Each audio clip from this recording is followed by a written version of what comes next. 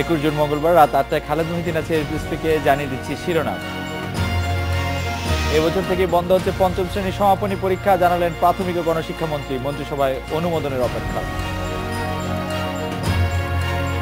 Package ভ্যাটের আওতা দ্বিগুণ করায় নাখোশ ব্যবসায়ীরা, আগের নিয়মে ভ্যাট দিতে চান আরো 1 বছর।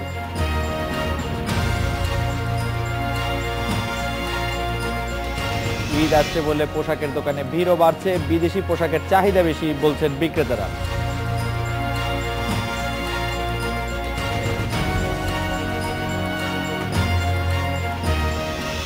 এবছর থেকেই পঞ্চম শ্রেণীর সমাপনী পরীক্ষা বন্ধ হচ্ছে বলে জানিয়েছেন প্রাথমিক ও গণশিক্ষামন্ত্রী মোস্তাফিজুর রহমান ফিজার।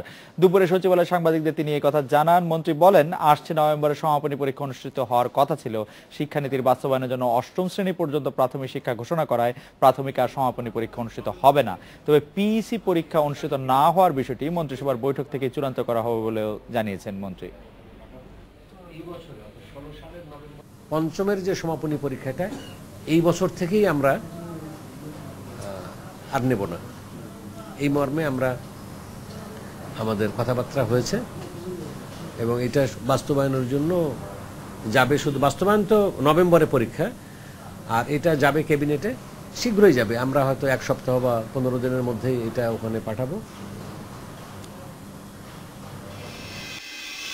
এবছর থেকে পঞ্চম শ্রেণীর সমাপনী পরীক্ষা বন্ধ হচ্ছে বলে বলেছেন প্রাথমিক ও গণশিক্ষামন্ত্রী। বিষয়ে কথা বলতে আমাদের সাথে আছেন সাবেক শিক্ষা সচিব জনাব নজরুল ইসলাম খান। জনাব নজরুল ইসলাম খান, প্রাথমিক শিক্ষা সমাপনী পরীক্ষাটি এবছর থেকেই আর হচ্ছে না বলে প্রাথমিক শিক্ষা মন্ত্রী আমাদেরকে জানিয়েছেন, যদিও বলেছেন যে বিষয়টি আসলে মন্ত্রিসভায় অনুমোদনের অপেক্ষায় রয়েছে। তবু নীতিগতভাবে সিদ্ধান্ত হয়েছে যে এই বছর থেকে আর হচ্ছে না। বিষয়টিকে আপনি কিভাবে দেখছেন জনাব নজরুল ইসলাম খান? দেখুন, আমি একসময় প্রাথমিক শিক্ষা অধিদপ্তরের ডিজিও ছিলাম। আমার ব্যক্তিগত কিছু অভিজ্ঞতা থেকে বলতে পারি, সেটা হচ্ছে, দেখুন, এই যে পরীক্ষাটা হয় বা পরীক্ষাটা নেওয়া হয়, এটা পরীক্ষা না বলে আমরা যদি মূল্যায়ন বলতে পারতাম তাহলে আরও বেশি ভালো হতো। এখন এই পরীক্ষার উদ্দেশ্য শিক্ষকদের জন্য একরকম, শিক্ষকদের জন্য প্রয়োজন হচ্ছে কোন শিক্ষার্থী কি করছে সেটা দেখা, এবং সেটা দেখার পরে সেই শিক্ষার্থীদের সেইভাবে পড়ানো বা শেখানো, যে পিছিয়ে পড়ছে তারে একটু বেশি করে শেখানো, স্পেশাল নজর দেওয়া। আর একটা বিষয় হচ্ছে শিক্ষা প্রশাসনের জন্য। শিক্ষা প্রশাসনের জন্য প্রয়োজন কোন স্কুল কি করছে, কোন উপজেলা কি করছে, কোন জেলা কি করছে সেটা বোঝার জন্য। এই যে পিএসসির পরীক্ষাটা শুরু করা হয়েছিল, এর মাধ্যমে আমরা বুঝতে পারতাম কোন স্কুল কি করছে, কোন উপজেলা কি করছে, কোন জেলা কি করছে। এর ফলে শিক্ষা প্রশাসন থেকে একটা স্পেশাল কেয়ার নেওয়া যেত এবং স্কুলের শিক্ষকরাও একটা চিন্তা, একটা প্রস্তুতির ভিতরে থাকতেন তার স্কুল খারাপ হলে। উদাহরণ বলতে পারি, যখন এই পরীক্ষা শুরু করা হয়েছিল প্রথমবার, তখন 800 স্কুল থেকে কেউই পাশ করেনি, এবং এখন দেখেন, এখন হাতে গোনা 2-1টা হয়তো পাশ করে না। তাছাড়া আগে 800 স্কুল থেকে কেউই পাশ করতো না। আমি আবার রিপিট করলাম। দ্বিতীয় হচ্ছে, যখন শুরু করা হয়েছিল তখন 20 লাখ শিক্ষার্থী ছিল, কিন্তু এখন এই পরীক্ষা শুরু করার পরে এটা 30 লাখ হয়েছে। কিন্তু একটা কারণ হচ্ছে এই পরীক্ষার সার্টিফিকেট কিন্তু অ্যাচিভমেন্ট, একটা যে সার্টিফিকেটটা পায় এর ফলে একটা আগ্রহ কিন্তু হয়। বিষয়টা হচ্ছে, অনেকে প্রশ্ন করেন যে এই পরীক্ষাটা থাকা উচিত না, শিক্ষার্থীদের পরে চাপ পড়ছে, কিন্তু তাদের কাছে কি তথ্য আছে, কি স্ট্যাটিস্টিক্স আছে? একটা বিষয়ে সিদ্ধান্ত নিতে হলে তার পিছনে কিছু অভিজ্ঞতা, কিছু তথ্য থাকে, ইনফর্ম ডিসিশন নিতে হয়। আমার প্রশ্ন হচ্ছে যে আমরা যদি পরীক্ষাটা উঠিয়ে দিই তাহলে 8 বছর পরে পরীক্ষা নেওয়া হবে। এর ভিতরে যদি কোনো স্কুল ভালো না পড়ায়, কোনো জেলায় ভালো না কেয়ার নেওয়া হয়, সমস্ত স্কুলগুলোতে কোনো উপজেলায় ভালো না কেয়ার নেওয়া হয়, তাহলে 8 বছর পরে জেনে আমার কি লাভ হবে, কি উপকার হবে? কিন্তু এটাও আমি বলবো যে মন্ত্রণালয় থেকে যে সিদ্ধান্ত যদি নেয়, আইডিয়াল হতো ক্লাস বেস অ্যাসেসমেন্ট করা। আমরা কিন্তু একবার শুরু করেছিলাম, সেটা করা সম্ভব হয়নি। ক্লাস বেসড অ্যাসেসমেন্ট সবচেয়ে বেস্ট। সেটা কি জিনিস? সেটা হচ্ছে প্রতিদিন প্রতিটা শিক্ষার্থীদের দেখবেন, শিক্ষক অ্যাসেস করবেন বুঝতে পারবেন কে কোন বিষয়ে পিছিয়ে যাচ্ছে, সেই বিষয়ে স্পেশাল নজর দেবেন। কিন্তু আমাদের দেশে সেটা সম্ভব হয় না। সেটা সম্ভব হলে সবচেয়ে ভালো হতো। সেটা চালু করার পরেই এটা বন্ধ করা উচিত ছিল, কিন্তু কোনো একটা ব্যবস্থা না করে বন্ধ করা আমার মতে ঠিক হবে না। জি, জনাব এই অল্প বয়সে একটা পরীক্ষা দিলে কিন্তু তার একটা কনফিডেন্স ডেভেলপ করে, তার একটা অ্যাচিভমেন্ট হয়, একটা সার্টিফিকেট পেয়েছে। কিন্তু জনাব নজরুল ইসলাম খান, এখানে দুটি বিষয় একটু জানার কথা। আপনি প্রাথমিক শিক্ষার্থীদের মূল্যায়নের কথা বলছিলেন। আমাদের প্রাথমিক যারা শিক্ষার্থীদের যারা শিক্ষা দেন, সেই প্রাথমিক শিক্ষকদের মূল্যায়ন কি এই ক্ষেত্রে যথেষ্ট নয় বলে আপনি মনে করেন? যে তারা যে সার্টিফিকেটটি দেয় সেই সার্টিফিকেটটির কি আসলে সেই অর্থে কোনো মূল্য নেই, তাদের একটি পাবলিক এক্সামিনেশনেই বসতে হবে? এক। আর দুই হচ্ছে যে আপনি যে পরীক্ষা পদ্ধতির মাধ্যমে মূল্যায়নের কথা বলছেন, সেই পরীক্ষা পদ্ধতি আসলে মূল্যায়নের জন্য কতটা সহায়ক বা কার্যকর? আর আপনি পরীক্ষার্থীদের চাপের কথা বলছেন। আমি জানি ঢাকার সবগুলি স্কুলে, মানে অধিকাংশ স্কুলে, ঢাকার যেসব স্কুলগুলি আমি সরকারি প্রাথমিক বিদ্যালয় ছাড়া, তারা সিলেবাস 6 মাসের মধ্যে, 4 মাসের মধ্যে, 3 মাসের মধ্যে শেষ করে দেওয়ার একটি প্রতিযোগিতার নামে এবং শিক্ষার্থীদেরকে ভয়ঙ্কর চাপের মুখের ফেলে, সেটি বা কোন একটি উপকারে আসে বলে আপনি মনে করেন জনাব নজরুল ইসলাম খান? আচ্ছা, প্রথম যে প্রশ্নটা সেটা হচ্ছে শিক্ষকরা যে অ্যাসেসমেন্ট করে এটা যথেষ্ট কিনা। শিক্ষকরা যে অ্যাসেসমেন্ট করে সে ইন্ডিভিজুয়াল স্কুলে করে, সেটা কিন্তু একটা ন্যাশনাল লেভেলে কোনো স্ট্যাটিস্টিক্স, কোনো অ্যানালিটিক্স করা হয় না। যদি পিএসসির মতো করা হতো তাহলেও কিছুটা কাজ হতো, কিন্তু আসল কাজ হচ্ছে ক্লাস বেসড অ্যাসেসমেন্ট। সেটার জন্য আমি বলবো আরেকটা বিকল্প পদ্ধতিতে করা যেতে পারে। যদি আমাদের কোনো অ্যাসেসমেন্ট সিস্টেম, একটা কম্পিউটারাইজ সিস্টেম করা যেত, প্রত্যেক স্কুলে যে পরীক্ষা দিচ্ছে সেই পরীক্ষাগুলো যদি একটা অ্যানালিটিক্স করা যেত যে কোথায় কি করছে সেই রেজাল্টের উপরে, তাহলেও কিছুটা হতো। কিন্তু সেটা আইডিয়াল নয়। সেটা দিয়ে কিন্তু বছরের শেষে যে অ্যাসেসমেন্ট একই রকম কথা হবে, বছরের শেষে জেনে আমার কোনো লাভ হচ্ছে না। আমার প্রতিদিন কে কি করছে, প্রতি সপ্তাহে কি করছে সেটা জানলে ব্যবস্থা। তো দ্বিতীয় আরেকটা প্রশ্ন আপনি করেছেন, সেটাতে আপনি বলছেন যে 3 মাসের 6 মাসের ভিতরে যে শেষ করে দেয়, এরপরে যদি পরীক্ষা উঠিয়ে দেওয়া হয় তখন যদি টোটালি বা ভালো না পড়ায় 1 মাস 2 মাসে যদি শেষ করে, তাহলে সেটা আপনি বুঝবেন কিভাবে? বোঝার কোনো কি উপায় আছে? আমাদের একটা প্যারামিটার থাকা দরকার, একটা ইয়ারডিস্টিক থাকা দরকার। যদি এখানে তাই করে সেটা মনিটর করে সেটা ইমপ্রুভ করা দরকার। কিন্তু সেই জন্য মাথা ব্যথা, এই জন্য মাথা কেটে ফেলে দিলেন, এটা তো হলো না। একটা বিকল্প ব্যবস্থা থাকা উচিত। সেই বিকল্পটা কি, সেই বিকল্পটা সেট করে তারপরে এটা উঠিয়ে দেওয়া উচিত ছিল বলে আমার মনে হয়। এখন যদি প্রাথমিক শিক্ষা ব্যবস্থা 8ম শ্রেণী পর্যন্তই থাকে, মানে 8ম শ্রেণী পর্যন্ত যদি উত্তীর্ণ করা হয়, আগে যেটি 5ম শ্রেণী পর্যন্ত ছিল, তবুও কি আপনি মনে করছেন যে 5ম শ্রেণীতে একটি প্রাথমিক শিক্ষা সমাপনী পরীক্ষা থাকাটা কোনো জরুরি? এখন তো সরকার এই সিদ্ধান্ত তো নিয়েছে যে এখন থেকে প্রাথমিক শিক্ষা হবে 8ম শ্রেণী পর্যন্ত।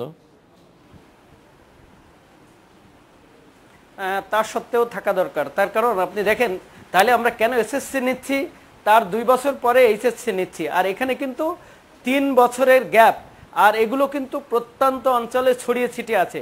দ্বিতীয় আর একটা বিষয় হচ্ছে, এটা বেস লেভেলে, বেসটা যদি ভালো না হয় পরবর্তীকালে সেকেন্ডারি টারশিয়ারি স্কুলে যেতে পারবে না। আপনারা খেয়াল করছেন, আমি মনে করি যে প্রাথমিক স্কুলে কিন্তু অনেক স্ট্রাকচার্ড, প্রাথমিক শিক্ষাটা অনেক বেশি স্ট্রাকচার, এখানে শিক্ষক নিয়োগও অনেক বেশি স্বচ্ছতার সাথে হয়। এখানে আমরা একটু কেয়ার নিলে অনেক বেশি ভালো করতে পারতাম। কারণ আমাদের বিরাট একটা সংখ্যা প্রাথমিক শিক্ষা শেষ করে বাস্তব জীবনে চলে যায়। আমাদের 40 লক্ষ বাচ্চা জন্মে, তার 30 লক্ষ মাত্র পিএইচসি পাশ করে, 20 লক্ষ মাত্র 8ম শ্রেণী পাশ করে।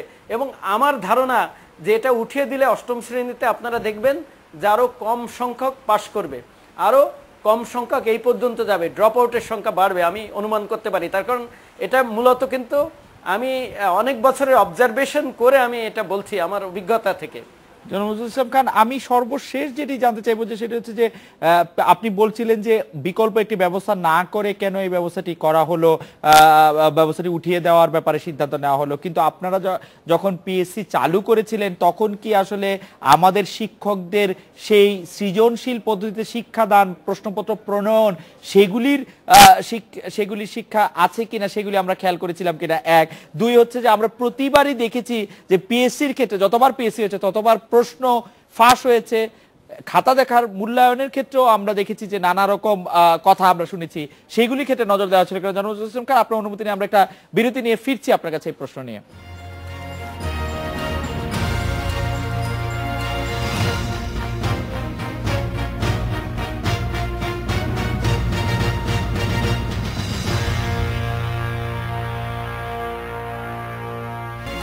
জনাব নজরুল ইসলাম খান, বিরতির আগে আপনাকে একটি প্রশ্ন করেছিলাম, প্রশ্নটি আমি আবার একটু রিফ্রেশ করতে চাই। মুখস্থ বিদ্যা, কোচিং ও গাইড বই নির্ভরতা কমিয়ে ছাত্রছাত্রীদের মেধার প্রকৃত বিকাশের জন্য সৃজনশীল শিক্ষা ব্যবস্থা চালু করা হয়েছিল। কয়েক বছর পরে এসে দেখা যাচ্ছে এগুলি চাহিদা থেকেই যাচ্ছে, এগুলি ব্যবহার করা হচ্ছে। সৃজনশীল শিক্ষা ব্যবস্থা কি ব্যর্থ হলো কিনা, আপনার কাছে কি মনে হয়? আচ্ছা, প্রথমে আপনি একটা প্রশ্ন করেছিলেন বিরতিতে যাওয়ার আগে, সেটা হচ্ছে প্রশ্নপত্র ফাঁস হয় সুতরাং আমরা সেই জন্য পরীক্ষা বন্ধ করে দেব কিনা। এটার আমি উত্তর এভাবে দেব যে আমাদের প্রতি বছর প্রায় 13,000 লোক রোড অ্যাক্সিডেন্টে মারা যায়, নামি দামি লোক মারা গেছে, তাহলে কি আমরা রাস্তায় বেরোনো বন্ধ করে দেব? মালয়েশিয়ার 2টা বিমানে মারাত্মক অ্যাক্সিডেন্ট হয়েছে, বহু লোক হতাহত হয়েছে, মারা গেছেন, তাহলে কি মালয়েশিয়ানরা বিমান বন্ধ করে দিয়েছে? নিশ্চয়ই দেয়নি। পরীক্ষা ফাঁস হওয়া বন্ধ করার সোজা এক্সাম ম্যানেজমেন্ট সিস্টেম যদি করা যায়, আমি আগেই বলেছি, এখন হয়তো অত বিস্তারিত বলার সময় নাই, এক্সাম ম্যানেজমেন্টের সিস্টেমের মাধ্যমে পরীক্ষা বন্ধ, প্রশ্নপত্র ফাঁস বন্ধ করার সোজা। সেই জন্য রিস্ক নিতে হবে, রিস্ক নিয়ে এমন একটা সিস্টেমে যেতে হবে। আমি মনে করি যে এই জন্য পরীক্ষা বন্ধ করার কোনো মানে নেই।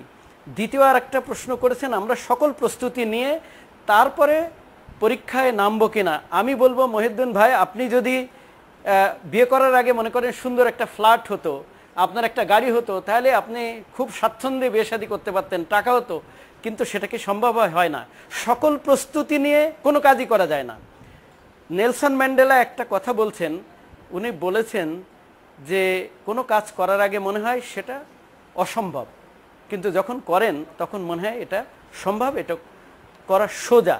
আমি বলবো যে সকল প্রস্তুতি নিয়ে সম্ভব হয় না, সে কাজটা সঠিকভাবে করা ঠিকই করা হয়েছে, তবে ইমপ্রুভমেন্ট করার একটা বিষয় আছে, ইমপ্রুভমেন্ট আমরা করতে পারি, এটা একটা বিষয়। দ্বিতীয় আর একটা প্রশ্ন, এখন যে প্রশ্নটা করলেন সৃজনশীল, এই সৃজনশীলের জন্য পরীক্ষা বন্ধ করার বিষয় নয়, এই জন্য শিক্ষকদের প্রশিক্ষণের বিষয়টা, আপনারা অনেক অনুষ্ঠান করেছেন টেলিভিশনে, কিন্তু পিটিআইয়ের ইমপ্রুভমেন্টের জন্য কি করা যায়, কয়টা অনুষ্ঠান করেছেন, কয়টা সাজেশন দিয়েছেন?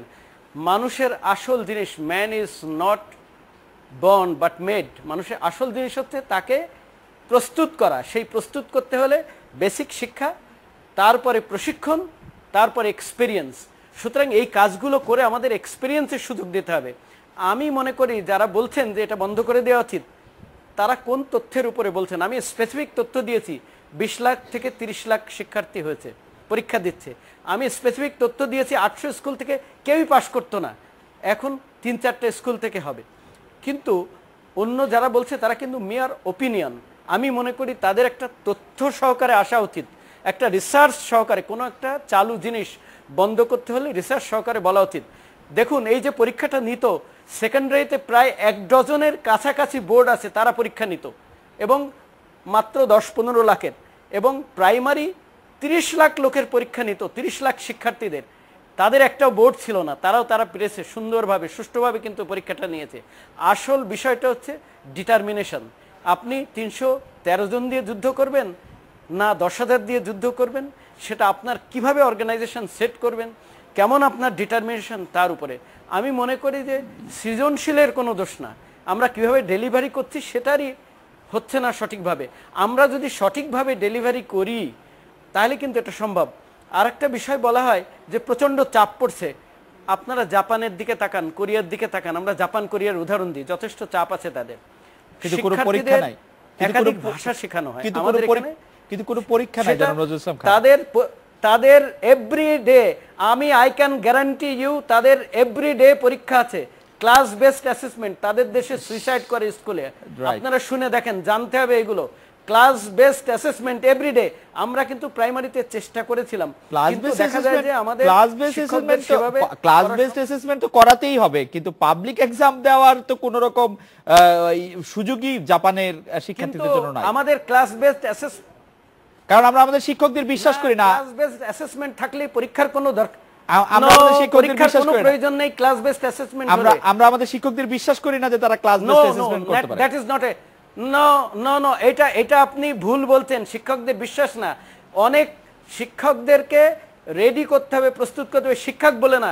এ দেশের কিন্তু আমি সচিব ছিলাম, আমি কি মনে করি আমেরিকার মতো আমি কাজ করতে পারি, তাদের মতো প্রোডাক্টিভিটি দিতে পারি? অনেক কিছু দরকার হয়, তাদের এনভায়রনমেন্ট দরকার হয়, তাদের প্রশিক্ষণের দরকার হয়, তাদের ইকুইপমেন্টের দরকার হয়। চিন্তা করতে হবে, বাংলাদেশে বসে আমেরিকার কথা চিন্তা করলে হবে না, বাংলাদেশে বসে বাংলাদেশের কথা চিন্তা করতে হবে, কিন্তু আমেরিকার মতো হওয়ার স্বপ্ন দেখতে হবে, সেই জন্য কাজ করতে হবে।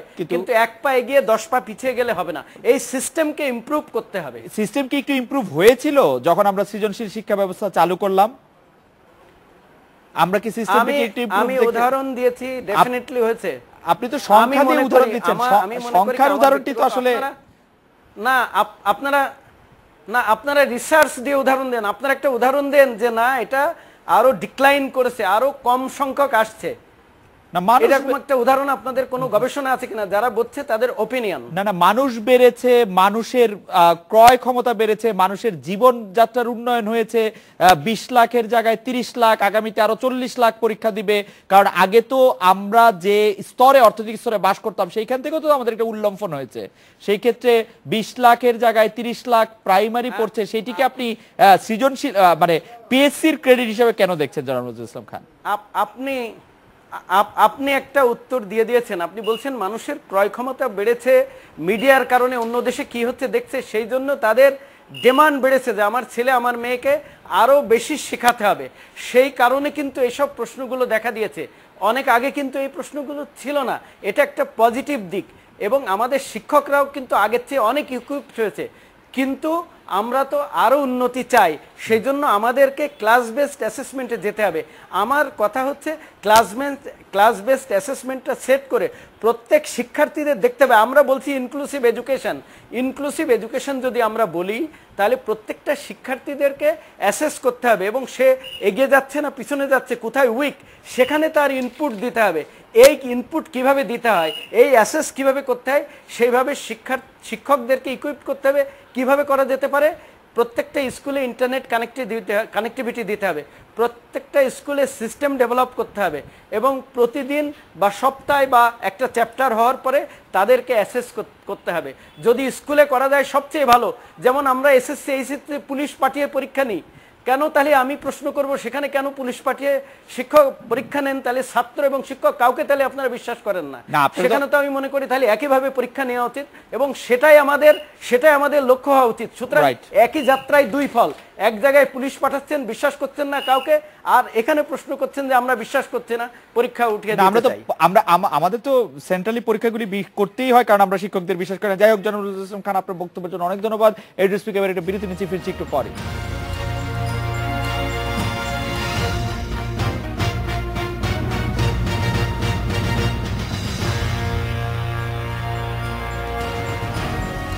প্রস্তাবিত বাজেটে প্যাকেজ ভ্যাটের আওতা দ্বিগুণ করায় নাখোশ ব্যবসায়ীরা। নতুন আইনে যাওয়ার আগে 1 বছরে আরো কম হবে ভ্যাট দিতে চান তারা। আলোচনার মাধ্যমে এর সমাধান খুঁজছে বিসিসিআই, তবে প্রস্তাবিত হারকে বেশি মনে করছে না জাতীয় রাজস্ব বোর্ড। 1991 সালে আইনের মাধ্যমে দেশে প্রথম মূল্য সংযোজন কর বা ভ্যাট ব্যবস্থা চালু হয়। তবে গেল 25 বছরে অসংখ্য সংযোজন বিয়োজনের কারণে ভ্যাট আদায় ও পরিশোধে দেখা দিয়েছে সমস্যা। পরিস্থিতি বদলাতে 2012 নভেম্বরে পাশ করা হয় নতুন আইন। 1 জুলাই থেকে নতুন ভ্যাট আইন কার্যকরের কথা থাকলেও প্রস্তুতির অভাবে তা পিছিয়ে গেছে 1 বছর। বর্তমানে ঢাকা ও চট্টগ্রাম সিটি কর্পোরেশন এলাকায় সর্বোচ্চ 14,000 টাকা প্যাকেজ ভ্যাট দিচ্ছেন ব্যবসায়ীরা, আর সর্বনিম্ন হার 3,600 টাকা। কিন্তু প্রস্তাবিত বাজেটে বিভিন্ন পর্যায়ে এই হার প্রায় দ্বিগুণ করা হয়েছে। ব্যবসায়ীদের শীর্ষ সংগঠন এফবিসিসিআই বলছে দেশের 80% ব্যবসার আকার ক্ষুদ্র ও মাঝারি, তাদের জন্য এই হার বেশি। আমরা তো এবারে অ্যালার্ট, আমরা চাচ্ছি এবারে 80 থেকে 90% লোক এই ভ্যাট প্যাকেজ ভ্যাট দেবে। তাতে তারা যদি রেটটা একটু কমিয়ে এই 17-18 হাজারে নিয়ে আসে, তাহলে যারা স্মল বিজনেসের প্যাকেজ ভ্যাটের আওতায় আছেন তারা একটা রিলিফ পাবে। জাতীয় রাজস্ব বোর্ডের হিসাব বলছে দেশে ভ্যাট দিতে সক্ষম প্রতিষ্ঠানের মাত্র 4% নিয়মিত হারে ভ্যাট দেয়। বাকিরা আইনের মারপ্যাচে বা কর্মকর্তাদের সাথে যোগসাজশে তা ফাঁকি দেয়। ব্যবসায়ীরা যে বক্তব্য রাখেন কেবল তাদের উপরই চাপ, সেটা না। এখানে বরং চ্যালেঞ্জ হচ্ছে যে জনগণের কাছ থেকে আহরিত ভ্যাট ব্যবসায়ীরা সঠিকভাবে রাষ্ট্রীয় কোষাগারে দিচ্ছেন কিনা, প্রস্তাব দিয়েছেন কতটা গ্রহণ করা হলো। এটাতে আমার প্রতিক্রিয়া হবে যে তারা আসলে গাছ গুনছেন, আমরা তাদেরকে পুরো জঙ্গলই দিয়ে দিয়েছি আর কি। প্রস্তাবিত বাজেটে ভ্যাট থেকে সর্বোচ্চ ৭২,৭৬৪ কোটি টাকা রাজস্ব আদায়ের লক্ষ্য আছে এনবিআরের।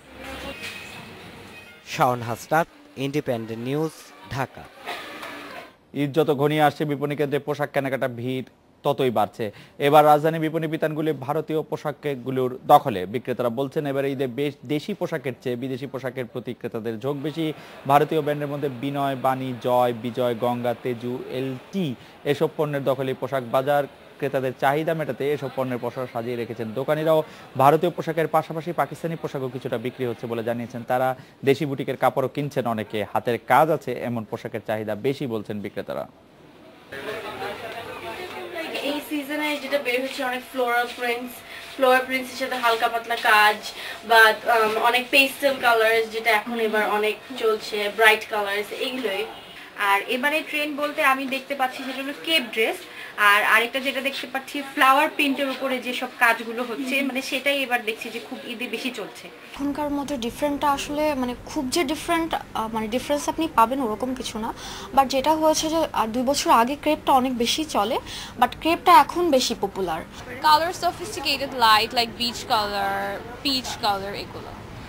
এবার মানে যেহেতু বর্ষা ঈদ হচ্ছে সেই দিকটা মাথায় আছে কিনা? না, এরকম কিছু না, আমি জাস্ট আমার চয়েসকে প্রেফার করি।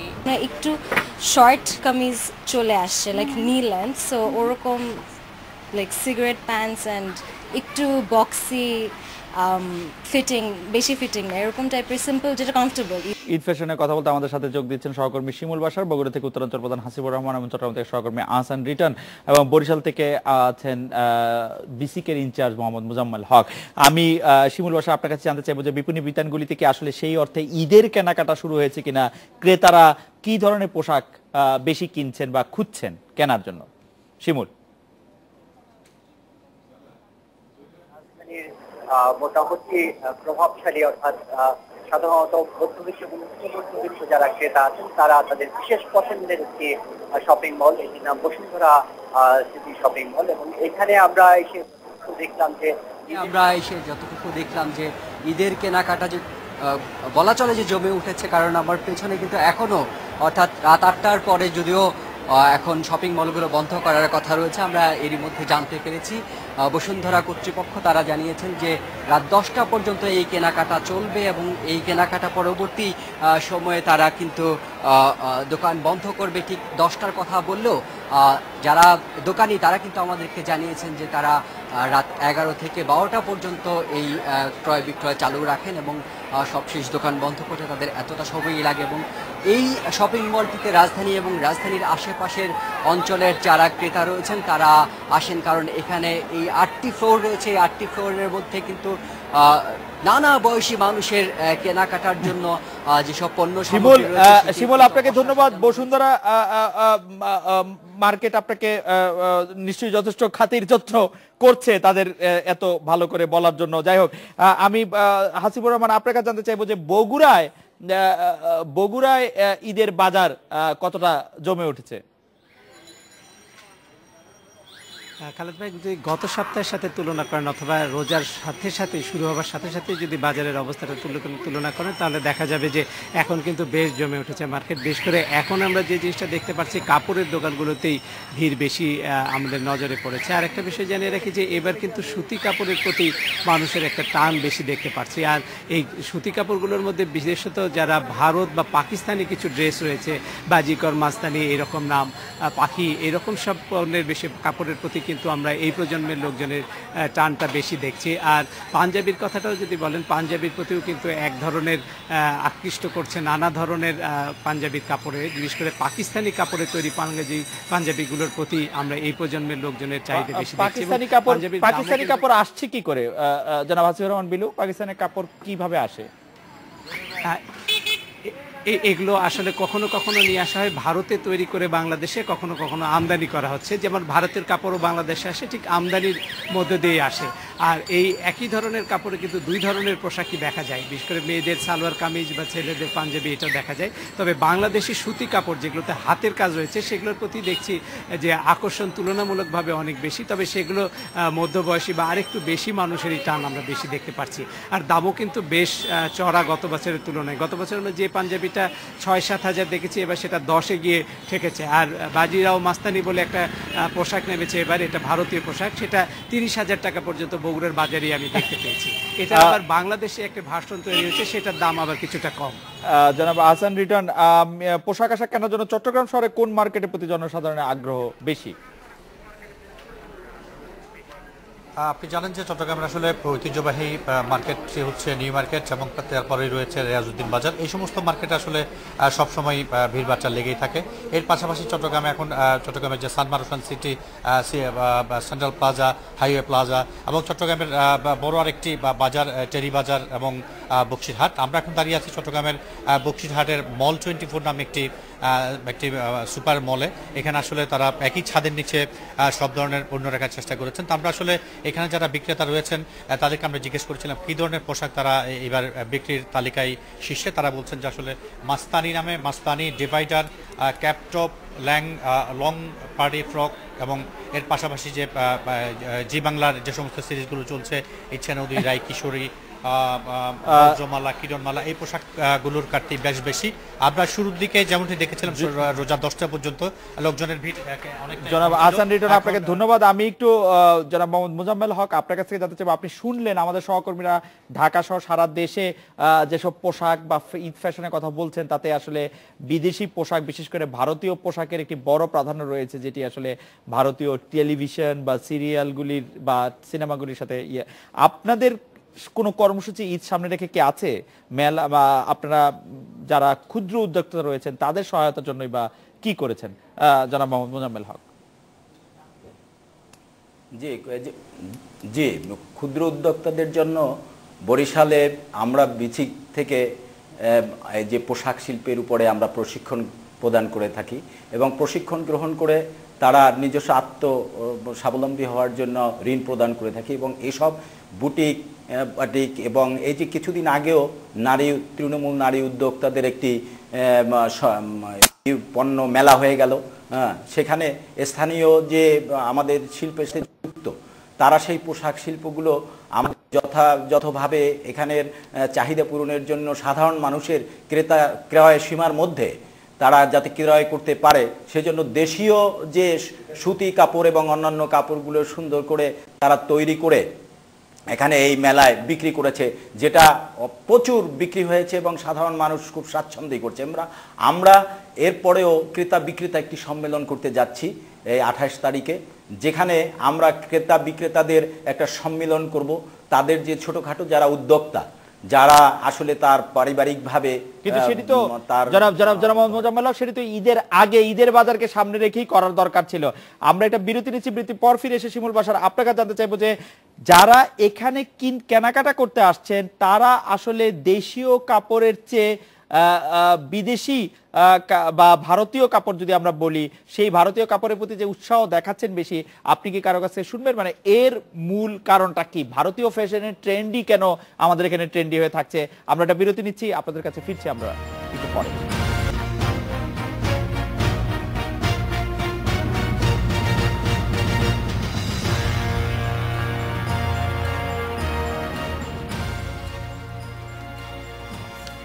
ক্রেতাদের ফ্যাশন ট্রেন্ড সম্পর্কে জানতে চাইছিলাম শিমুল বাসার। ক্রেতারা ফ্যাশনের ক্ষেত্রে ভারতীয় পোশাকগুলিকেই কেন পছন্দ করছেন, কেন ভারতীয় টেলিভিশনে প্রচারিত নাটকের চরিত্রগুলিকেই তারা আইডল বলে ভাবছেন? কিছু বলেছেন নাকি ক্রেতারা আপনাদের? সত্যিকার অর্থে যেহেতু এটা মুক্তবাজার অর্থনীতির যুগ, মুক্তবাজার অর্থনীতির কারণেই বিভিন্ন দেশের পণ্য কিন্তু বিভিন্ন দেশেই যাচ্ছে এবং সেখানে গিয়ে তারা তাদের যে ব্যবসা সেটি করছে এবং আকাশ সংস্কৃতির একটি বড় রকমের প্রভাব রয়েছে। যারা ক্রেতা তাদের মধ্যে তাদের যে রুচি, সেই রুচি বিনির্মাণের জন্য আকাশ সংস্কৃতির প্রভাবকে কিন্তু তারা অস্বীকার করছেন না। ফলে আপনি যেমন নায়িকাদের কথা বললেন, তেমনি রুচি বিনির্মাণের বিষয়টি যেহেতু আকাশ সংস্কৃতি নির্ধারণ করে দেয় অনেক ক্ষেত্রেই, ফলে যারা ক্রেতা রয়েছেন তাদের মধ্যে কিন্তু ওই যে নায়িকার মতো যে ড্রেস সেটি কেনার যেমন প্রবণতা রয়েছে, তেমনি নাটক সিনেমাগুলোতে যে ধরনের পণ্য নায়ক নায়িকারা পরিধান করে সেটি কিন্তু তাদের বিশেষ পছন্দের থাকে। তাছাড়া ভারতীয় পোশাক থেকে শুরু করে বাংলাদেশি পোশাক, সেটিতে কিন্তু দামের খুব বেশি পার্থক্য নেই। ফলে তারা কিন্তু এই দামের কথাটি বিবেচনা এবং তাদের যে পছন্দ, সেই পছন্দের কথা বিবেচনা করে তারা ভারতীয় পোশাকের দিকে বেশি ঝুঁকছেন। শিমুল বাসা, আপনাকে অনেক ধন্যবাদ। এই ছিল আজকের এড্রেস পিকে আমন্ত্রণ আমাদের পরের আয়োজনে।